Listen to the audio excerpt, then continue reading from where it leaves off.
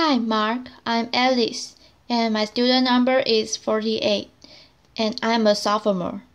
Now I'm going to read Melissa Fleming, A Boat Carrying 500 Refugees Sunk at Sea, the story of two survivors. Every day, I listen to harrowing stories of people fleeing for their lives, across dangerous borders and unfriendly seas. But there's one story that keeps me awake at night, and it's about Doa, a Syrian refugee, 19 years old. She was living a grinding existence in Egypt, working day wages. Her dad was constantly thinking of his thriving business back in Syria that had been blown to pieces by a bomb, and the war that drove them there was still raging in its fourth years, and the community that once welcomed them there had become weary of them, and one day men on motorcycles tried to kidnap her. Once an aspiring student thinking only of her future, now she was scared all the time. But she was also full of hope, because she was in love with a fellow Syrian refugee named Bassem. Bassem was also struggling in Egypt, and he said to Doa, "Let's go to Europe, see asylum, safety. I will work, you can study, the promise of a new life."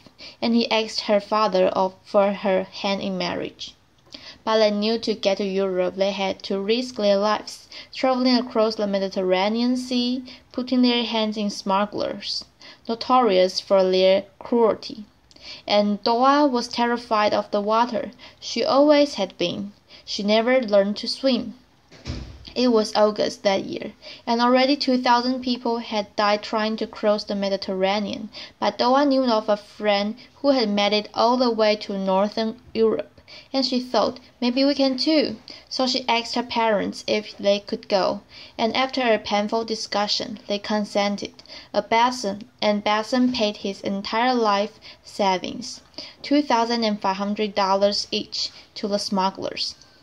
It was a Saturday morning when the call came, and they were taken by bus to a beach. Hundreds of people on the beach. They were taken then by small boats onto an old fishing boat. 500 of them crammed onto that boat, 300 below, 500 above. There were Syrians, Palestinians, Africans, Muslims, and Christians. 100 children, including Sandra, little Sandra, 6 years old, and Masa, 18 months. There were families on that boat, crammed together shoulder to shoulder, feet to feet. Doa was sitting with her legs crammed up to her chest, Bassem holding her hand. They too on the wet water. They were sick with worry and sick to their stomachs for the rough sea. Day 3, Doa had a premonition, and she said to Bassem, "I fear we are not going to make it. I fear the boat is going to sink." And Bassem said to her, "Please be patient, we will make it to Sweden. We will get married and we will have a future." Day 4, the passengers were getting agitated. They asked the captain, When will we get there?" He told them to shut up, and he insulted them. He said, "In 16 hours we will reach the shores of Italy." They were weak and weary. Soon they saw the boat approach, a smaller boat, 10 men on board, who started shouting at them, hurling insults, throwing sticks, asking them to all disembark and get on this smaller, more unseaworthy boat. The parents were terrified for their children, and they collectively refused to disembark, so the boat sped away in anger, and a half an hour later came back and started deliberately ramming a hole in the side of Doa's boat, just below where she and Bassem were sitting, and she heard how they yelled, "Let the fish eat your flesh," and they started laughing as the boat capsized and sank. The 300 people below deck was doomed. Doa was holding onto the side of the boat as it sank, and watched it in horror as a small child was cut to pieces by the propeller. Bassem said to her, "Please let go or you'll be swept in," and the propeller will kill you too. And remember, she can't swim, but she let go and she started moving her arms and her legs, thinking, this is swimming, and miraculously, Basin found a life ring. It was one of those child's rings that they used to play in swimming pools and on calm seas. And Doa climbed onto the ring, her arms and her legs dangling on by the side. Basin was a good swimmer, so he held her hand and tread water. Around them there were corpses. Around 100 people survived initially, and they started coming together in groups, praying for rescue, but when a day went by and no one came. Some people gave up hope, and Doa and Basin watched as men in the distance took their life vests off and sank into the water. One man approached them with a small baby perched on his shoulder, 9-month-old Malik. He was holding onto a gas canister to stay afloat, and he said to them, I fear I'm not going to survive. I'm too weak. I don't have the courage anymore. And he handed the little Malik over to Basin and to Doa, and they perched her onto the life ring. So now there were 3, Doa, Basin, and little Malik. And let me take a pause in this story right here and ask the question, why do refugees like Doa take these kinds of risks? Millions of refugees are living in exile, in limbo. They are living in countries, fleeing from a war that has been raging for 4 years. Even if they wanted to return, they can't. Their homes, their businesses, their towns, and their cities have been completely destroyed. This is a UNESCO World Heritage City, Homs in Syria, so people continue to flee into neighboring countries, and we build refugee camps for them in the desert. Hundreds of thousands of people live in camps like this, and thousands more millions live in towns and cities. And the communities, the neighboring countries that once welcomed them with open arms and hearts are overwhelmed. There are simply not enough schools, water systems, sanitation. Each European countries could never handle such an influx without massive investment. The Syria has driven almost 4 million people over the borders, but over 7 million people are on the run inside the country. That means that over half the Syrian population has been forced to flee back to those neighboring countries, hosting so many. They feel that the richer world has done too little to support them, and days have turned into months into years. A refugee stay is supposed to be temporary. Back to Doa and Basin in the water. It was their second day, and Basin was getting very weak. And now it was Doa's turn to say to Basin, "My love, please hold on to hope. To our future, we will make it." And he said to her, "I'm sorry, my love, that I put you in this situation. I have never loved anyone as much as I love you." And he released himself into the water, and Doa watched as the love of her life drowned before her eyes. Later that day, her mother came up to Doa with her small 18-month-old daughter, Masa. This was the little girl I showed you in the picture earlier, with the life vest. Her older sister Sandra had just drowned, and her mother knew she had to do everything in her power to save her daughter. And she said to Doa, "Please take this child. Let her be part of you. I will not survive." And then she went away and drowned. So Doa, the 19-year-old refugee, who was terrified of the water, who couldn't swim, found herself in charge of 2 little baby kids, and they were thirsty, and they were hungry, and they were agitated. And she tried her best to amuse them, to sing to them, to say words to them from the Quran. Around them the bodies were bloating and turning black. The sun was blazing during the day. At night there was a cold moon and fog. It was very frightening. On the 4th day in the water, this is how Doa probably looked on the ring with the 2 children. A woman came on the fourth day and approached her and asked her to take another child, a little boy just 4 years old. When Doa took the little baby and the mother drowned, she said to the sobbing child, "She just went away to find you water and food." But his heart soon stopped, and Doa had released the little baby into the water. Later that day, she looked up into the sky with hope, because she saw two planes crossing in the sky, and she waved her arms, hoping they would see her. But the planes were soon gone. But late afternoon, as the sun was going down, she saw a boat, a merchant vessel, and she said, "Please, God, let them rescue me." She waved her arms, and she felt like she shouted for about 2 hours, and it had become dark.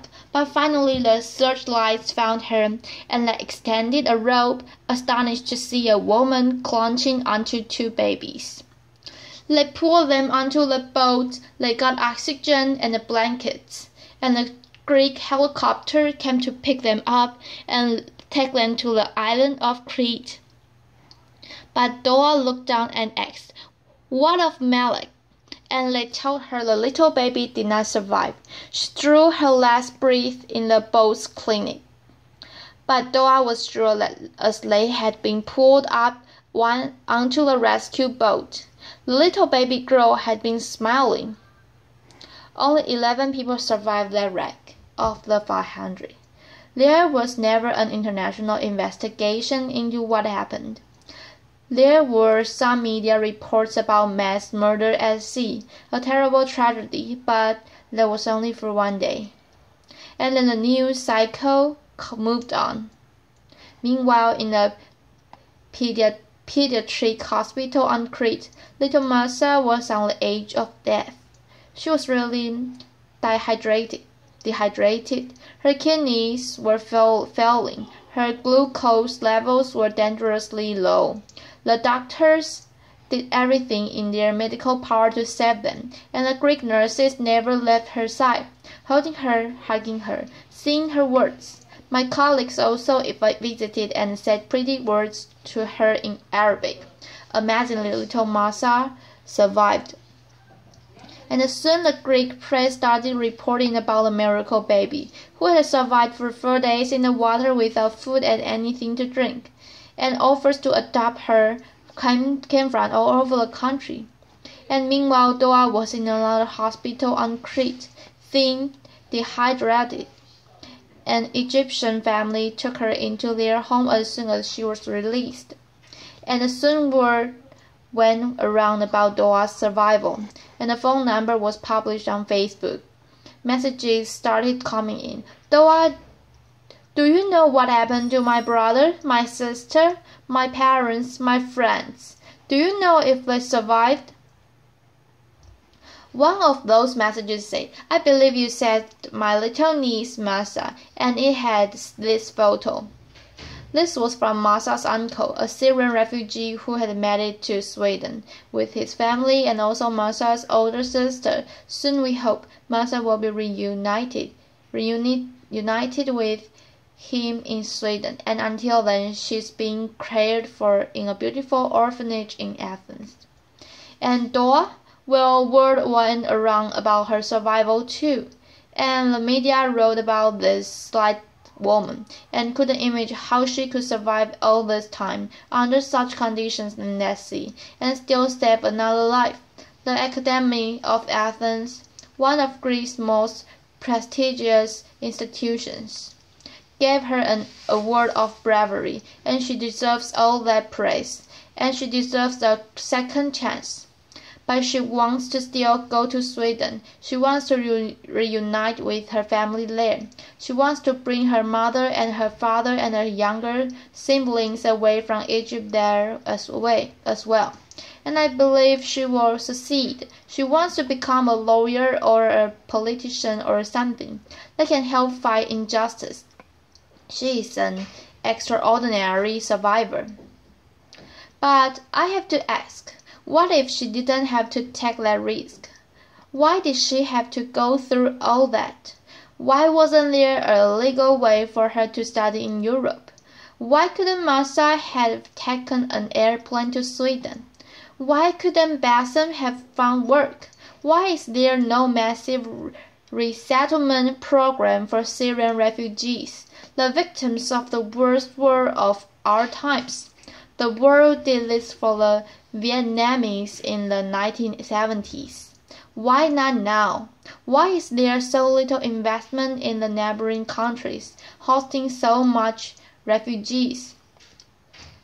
refugees? And why the root question is so little being done to stop the wars, the persecution and the poverty that is driving so many people to the shores of Europe. Until these issues are resolved, people will continue to take to the seas and to seek safety and asylum. And what happens next? Well, this is largely Europe's choice, and I understand the public fears. People are worried about their security, their economies, the changes of culture. But is that more important than saving human lives? Because there is something fundamental here that I think overrides the rest. And it is about our common humanity. No person fleeing war or persecution should have to die crossing a sea to reach safety. One thing is for sure, that no refugee would be on those dangerous boats if they could thrive where they are, and no migrant would take that dangerous journey if they had enough food for themselves and their children, and no one would put their life savings in the hands of those notorious smugglers if there was a legal way to migrate.